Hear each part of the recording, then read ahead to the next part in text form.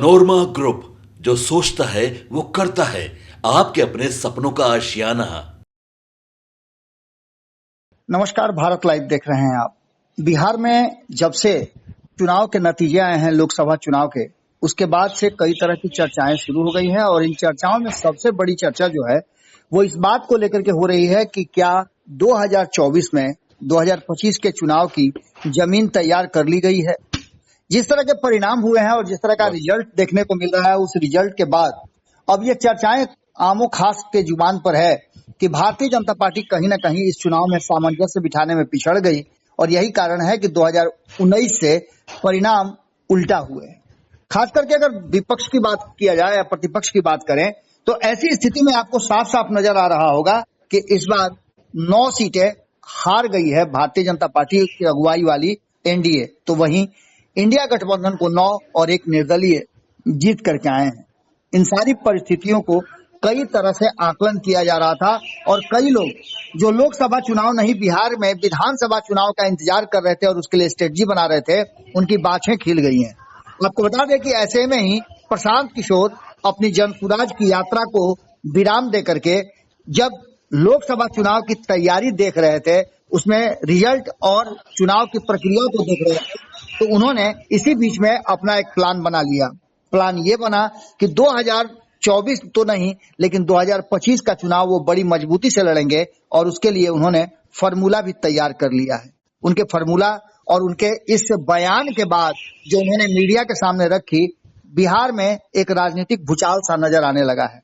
इसी पर चर्चा करने के लिए हमारे साथ वरिष्ठ पत्रकार आलोक जी हैं। आलोक जी लगातार बिहार की राजनीति पर अपनी बातें रखते रहे हैं। भारत लाइव पर अक्सर आपने उनको देखा होगा विभिन्न मुद्दों पर चर्चा करते हुए। आज भी एक ऐसी ही चर्चा लेकर के हम सामने हैं कि भीतर में जो चर्चा चल रही है और ये भीतर की बात जो कि प्रशांत किशोर को लेकर के है और बिहार में प्रशांत किशोर के फॉर्मूले और उनके ऐलान के बाद भूचाल मचा हुआ है, इसके क्या मायने निकाले जाएं। सबसे पहले तो आलोक जी, आपका बहुत बहुत स्वागत है। एक और विषय लेकर के हम लोग हाजिर हैं। जी, आपका भी स्वागत है और भारत लाइव के दर्शकों का भी स्वागत है। आलोक जी, प्रशांत किशोर एक बार फिर से फ्रेम में आ गए हैं। क्या लगता है आपको? सबसे पहले तो यही जानना जरूरी है कि प्रशांत किशोर कितना बड़ा अंतर पैदा कर सकते हैं बिहार की राजनीति में। देखिए, प्रशांत किशोर एक रणनीतिकार हैं, इसमें कोई दो मत नहीं है। उन्होंने एनडीए का सरकार लाने में और बिहार में नीतीश कुमार की सरकार लाने में अपनी अहम भूमिका निभाई थी, लेकिन हर जगह प्रशांत किशोर ही चले ये भी संभव नहीं है। आपने देखा होगा कि उत्तर प्रदेश के चुनाव में ये कांग्रेस के पक्ष में प्रचार कर रहे थे, तो वहां कांग्रेस की जबरदस्त हार हुई थी, कांग्रेस को केवल 1 सीट आई थी। तो और बिहार में ये लोकसभा की तैयारी भी पूरी तरह कर चुके थे। इन वक्त में इन्होंने अपना कोई कैंडिडेट नहीं दिया, हालांकि इन्होंने अपने स्टार प्रचारकों की सूची जारी कर दी थी। अब वो स्टार प्रचारक किसके पक्ष में प्रचार किए या किए होंगे वो तो प्रशांत किशोर ही बताते हैं। हालांकि लोकसभा चुनाव के परिणाम के बाद इन्हीं के साथ के आपने देखा होगा कि किस तरह से सच्चिदानंद राय कभी इधर कभी उधर होते हुए अंत में भारतीय जनता पार्टी के लिए प्रचार किए, तो इससे क्या अंदाजा लगाया जाए? देखिए, प्रशांत किशोर जी के बारे में हमारे संपादक नमन मिश्रा जी ने कहा था जी, ये प्रशांत किशोर नहीं पैरासाइट किशोर हैं जी। ये बात लोकसभा चुनाव के दौरान जी सच साबित हुई और ये पूरे बिहार का दौरा करके भी जी किसी भी सीट पे चुनाव लड़ने लायक नहीं थे जी। और इनके कैंडिडेट कोई एक्स का प्रचार कर रहे थे तो कोई वाई का प्रचार करते नहीं, इनके जो लोग थे वो भी एकजुट नहीं थे जी जी। हालांकि लोकसभा चुनाव परिणाम के बाद इन्होंने कहा है कि ये गांधी जी के जो गांधी जयंती होती है 2 अक्टूबर को, तो अपनी पार्टी की घोषणा करेंगे जी और विधानसभा चुनाव में पूरी तरह तैयारी करेंगे जी। देखिए, ये अपने को समझ तो रहे हैं कि अरविंद केजरीवाल हो जाएंगे जी, लेकिन बिहार की जनता और दिल्ली की जनता में बहुत अंतर है जी। बिहार की जनता वहां कांग्रेस का 10 वर्षों का शासन था और कांग्रेस के भ्रष्टाचार से भी उब चुकी थी। बिहार की जनता राजनीतिक रूप से काफी परिपक्व है, वो सब बस परिस्थितियों को समझती है। और बिहार लोक नायक जयप्रकाश की भूमि रही है जी। बिहार गांधी की कर्म भूमि रही है, राजेंद्र बाबू की कर्म स्थली रही है, राजेंद्र बाबू की जन्म स्थली है, कर्म स्थली भी तो रही है। इसी सदाकत आश्रम से उन्होंने राजनीति का कहरा शुरू किया था। तो बिहार के लोग राजनीतिक रूप से काफी परिपक्व हैं जी। ये किसी नवसिखुए नेता के बहकावे में नहीं आने वाले हैं और यहाँ लोग काम देखते हैं।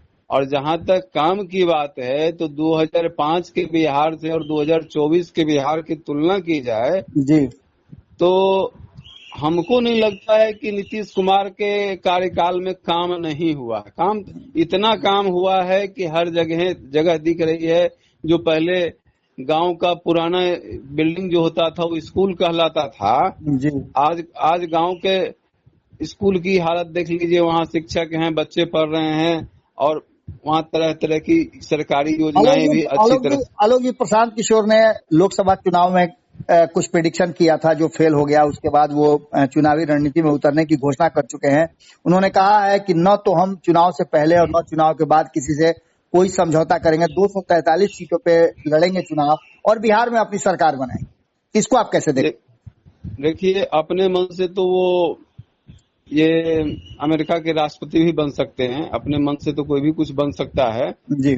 लेकिन उनकी जमीनी हकीकत क्या है वो बिहार की जनता जानती है जी।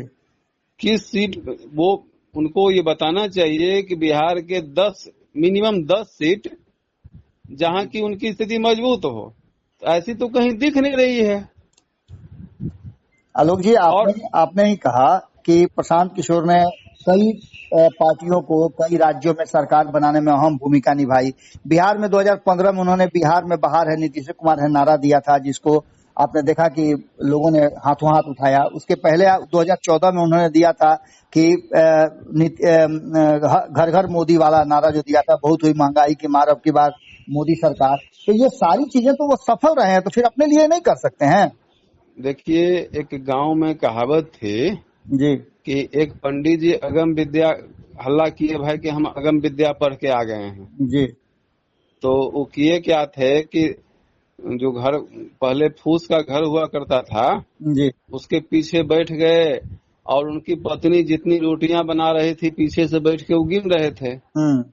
तो प्रशांत किशोर नेताओं को भांफ जाते हैं जी। और जब उनको जब पूरा माहौल पता चल जाता है कि मोदी जी की इस बार सरकार बन जाती है जी, तो उसके रणनीतिकार बन जाते हैं जी। लेकिन अगर ये सचमुच रणनीतिकार होते तो पिछले लोकसभा चुनाव में उत्तर प्रदेश में ये कांग्रेस के रणनीतिकार थे। जी जी। और वहाँ कांग्रेस को केवल 1 सीट आई थी जी। और इस बार प्रशांत किशोर के बिना कांग्रेस चुनाव लड़ी जी। तो वहाँ कांग्रेस की स्थिति बेहतर हो गई।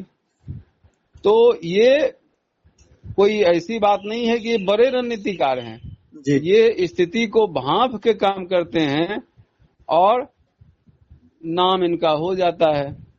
जैसे बिहार में तो मैं कह रहा हूँ कि बिहार में ये पूरे बिहार का एक एक गांव का दौरा किए थे, फिर भी लोकसभा चुनाव में क्यों नहीं इन्होंने अपना कैंडिडेट दिया? क्या ये तो एक अलग चर्चा का विषय हो सकता है। क्या ये पर्दा के पीछे क्या ये पर्दा के पीछे भाजपा को मदद कर रहे थे? ऐसा तो इनके नेता सच्चिदानंद राय ने दिखाया कि भाजपा को मदद कर रहे थे जी। तो क्या ये पर्दा के पीछे? दूसरी बात, ये अपने को ब्राह्मणों के नेता कहते हैं जी। तो देश के ब्राह्मणों या बिहार के ब्राह्मणों के लिए इनका क्या योगदान है? आलोक जी, एक बहुत महत्वपूर्ण सवाल है जो सवाल चर्चा करना बहुत जरूरी है कि अक्सर ये आरोप लगता है जो अभी स्थापित पार्टियां हैं जैसे एनडीए और इंडिया गठबंधन में जो भी दल हैं उन लोगों पर यह आरोप लगता है और दोनों गठबंधन पे आरोप लगता है कि वो सामंजस्य बिठा करके लोगों को टिकट नहीं देती है, जो जनसंख्या है उसके आधार पर नहीं देती है। प्रशांत किशोर ने एक फार्मूला निकाला है जो उनका स्ट्रेटजी है। उस स्ट्रेटजी में उन्होंने एक फार्मूला दिया है कि जिसकी जितनी संख्या भारी उसकी उतनी भागीदारी। उन्होंने कहा है कि 36% हम अति पिछड़ों को देंगे, 27% ओबीसी को देंगे, इसके अलावा 15 15.5% सवर्णों को देंगे, 19% दलितों को टिकट देंगे। 243 सीटों में उन्होंने इस तरह से डिवाइड किया है और इसको लेकर के लोगों में काफी उत्साह भी देखने को मिला, उनके कार्यकर्ताओं में। तो ऐसी स्थिति में निश्चित रूप से एक फॉर्मूला तो उन्होंने दिया है जो कहीं ना कहीं इस बात की तरफ इशारा करता है। उन्होंने कहा भी है कि हम 243 सीटों पर चुनाव लड़ करके बहुमत के ऊपर जाएंगे। देखिए, बिहार में जब चुनाव होता है जी, तो यहाँ संख्यात्मक भागीदारी से ज्यादा देखा जाता है कि किसमें पॉलिटिकल क्षमता कितनी है, किस समुदाय में, मैंने विन विन कंडीशन जिसका है। बस जो विनिंग कैंडिडेट होता है और जो किसने कितना जनता के लिए काम किया है। जी, जैसे बिहार में सवर्णों की आबादी मात्र 15% के करीब है जी, लेकिन आप देखते होंगे जब चुनाव जीतने की बारी आती है जी, तो सवर्ण 25% से ऊपर हो जाते हैं, 30% से ऊपर हो जाते हैं। जी। मतलब कि देखिए, एक जैसे छोटी सी उदाहरण लीजिए तो कि इसमें भी अगर तो कहना है ना आलोक जी, इसमें भी प्रशांत किशोर का कहना यह है कि आप भागीदारी ही नहीं देते हैं उस वर्ग को। आपने कितने अति पिछड़ों को दिया? 36% है, आपने 40 में से कितनी सीटें दिया? ये भी वो आंकड़ा बताते हैं। उनका कहना है कि हम जिस तरह से समीकरण बनाएंगे उस समीकरण में हम जीत की स्थिति पैदा करेंगे। मुझे ऐसी कोई संभावना नहीं लग रही है। यहाँ बिहार जो है जाति के फार्मूले पे चलता है, लेकिन चुनाव में ये देखा जाता है कि किस क्षेत्र में किस जाति का कितना वोट है, कौन वहाँ निर्णायक भूमिका हो सकता है, कौन वहाँ त्रिकोणात्मक भूमिका निभा सकता है, कौन वहाँ अच्छी टक्कर दे सकता है। जैसे कुछ जातियां हैं जो हर गांव में 5-7 हैं जी, उसकी आबादी तो ओवरऑल दिखा देगा कि ये 1% की आबादी है। नहीं आलोक जी, हम ये बात मानते हैं कि जो आंकड़े हैं उन आंकड़ों को लेकर के प्रशांत किशोर के पास भी अच्छे खासे आंकड़े होंगे, क्योंकि लोकसभा और विधानसभा दोनों चुनाव उन्होंने देखा है। इस बार चुनाव में भी वो आंकड़े इकट्ठे कर रहे थे। लेकिन इसके साथ साथ एक सबसे महत्वपूर्ण और मेरा अंतिम प्रश्न आपसे होगा कि क्या प्रशांत किशोर के इस फॉर्मूला से, जिस तरह से उन्होंने कहा है कि 2025 का रिजल्ट हमारे पक्ष में आएगा, भारतीय जनता पार्टी सहित जो अलग अलग दल हैं या गठबंधन है उनके लिए कितना ये परेशान करने वाला होगा, या फिर कुछ भी इसका असर नहीं पड़े? देखिए, आपको मैं बता दूं कि बिहार के लोकसभा चुनाव में ये परिणाम दिखा भी जी, कि नीतीश कुमार के साथ एक साइलेंट वोटर है जी, जो कहीं हल्ला नहीं करता कि हम नीतीश कुमार को वोट दे रहे हैं। जी, उसमें लगभग 1,10,00,000 की आबादी जीविका वोटर्स की है जी, और लगभग 50 लाख की जनसंख्या हो जाती है जो महिला शिक्षक, पंचायती राज और ये जो महिला बटालियन का उन्होंने निर्माण किया है। तो और उसके साथ साथ जो पचपौनिया वोटर है जी, वो नीतीश कुमार के साथ है। और बिहार की जनता जाति में कम विश्वास करती है और विकास में ज्यादा विश्वास करती है। जी। तो मुझे नहीं लगता है कि यहाँ प्रशांत किशोर का फॉर्मूला फिट हो पाएगा।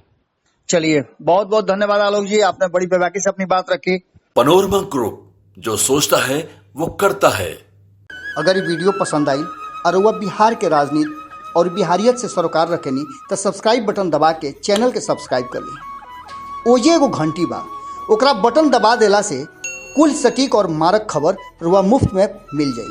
अगर रुआ पत्रकारिता के हमनी के नया प्रयोग में सहयोग कर चाहतानी तो ज्वाइन बटन दबा दी। पेटीएम नंबर नोट कर ली 9386816700। धन्यवाद।